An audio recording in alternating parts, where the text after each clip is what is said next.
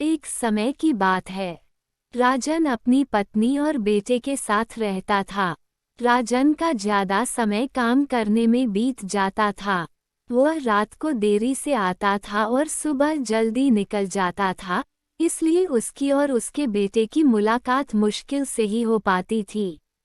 देर से आने के कारण बेटा सो जाता था और सुबह भी सोया हुआ रहता था। एक दिन रविवार का दिन था। उस दिन राजन को घर से ही काम करना था, इसलिए वह सोफे पर बैठकर आराम से लैपटॉप पर काम करता है। तभी उसका छोटा सा बेटा राजन के पास आकर बैठा। राजन उसकी तरफ नहीं देखता है। बेटा कहता है कि पापा, मैं आपसे एक बात पूछना चाहता था। राजन को लगता है कि उसे कुछ चाहिए होगा, इसलिए पूछ रहा है। राजन बिना बेटे की तरफ देखे कहता है कि हाँ, पूछो। बेटा कहता है कि पापा, आप 1 घंटे का कितना कमा लेते हो? राजन को गुस्सा आता है। वह कहता है कि तुम्हें क्या करना है?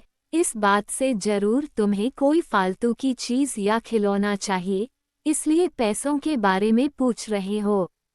ये सब तुम्हारे काम की चीज नहीं है। जाओ, जाकर सो जाओ और मुझे मेरा काम करने दो। बेचारा बेटा चुपचाप जाकर अपने कमरे में सो जाता है। काफी रात हो गई थी। अब राजन अपना काम पूरा करके सोने जाता है तो उसे बेटे की याद आती है कि उसने कैसे बेचारे बच्चे को डांट दिया। शायद उसे सच में कुछ जरूरी चाहिए होगा, नहीं तो वह पैसों का क्यों पूछता।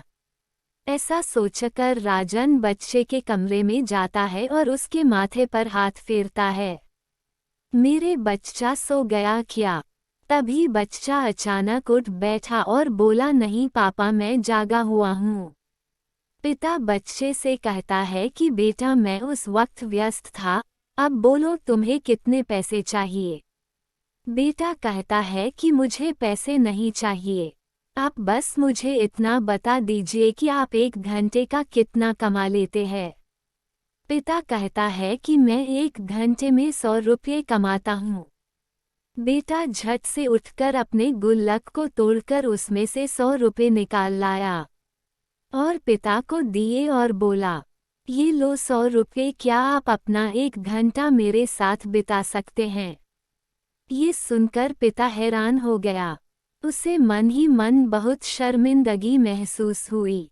आज से ही उसने अपने मन में ठान ली थी कि वह अपना समय बेटे को भी देगा।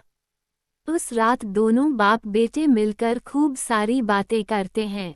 अब राजन समझ गया था कि परिवार के साथ वक्त बिताना कितना जरूरी है।